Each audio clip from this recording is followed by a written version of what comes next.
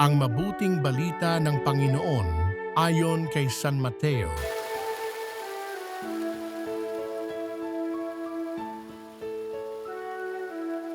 Si Jesus ay ipinanganak sa Bethlehem ng Judea noong kapanahunan ni Haring Herodes. Dumating naman sa Jerusalem ang ilang pantas mula sa silangan at nagtanong-tanong doon, "Nasaan ang ipinanganak na hari ng mga Hudyo? Nakita namin sa silangan ang kanyang tala at naparito kami upang sambahin siya."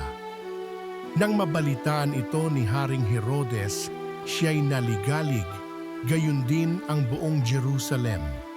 Kaya't tinipon niya ang lahat ng punong saserdote at mga eskriba sa Israel at itinanong sa kanila kung saan ipinanganak ang Mesiyas. "Sa Bethlehem po ng Judea," tugon nila. "Ganito ang sinulat ng propeta, at ikaw Bethlehem, sa lupain ng Juda, ay hindi nga huli sa mga pangunahing bayan ng Juda, sapagkat sa iyo lilitaw ang isang pinuno na mamamahala sa aking bayang Israel."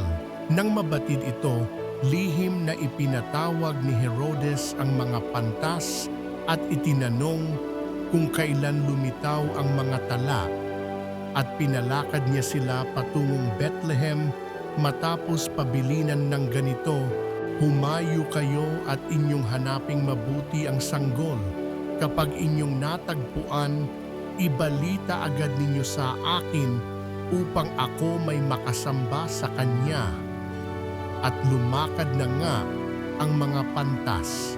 Muli silang pinangunahan ng talang, nakita nila sa silangan hanggang sa sumapit ito sa tapat ng kinaroroonan ng bata. Gayon na lamang ang galak ng mga pantas nang makita ang tala. Pagpasok sa bahay, nakita nila ang bata sa piling ng kanyang inang si Maria. Lumapit sila at nagpatira pa at sinamba ang bata.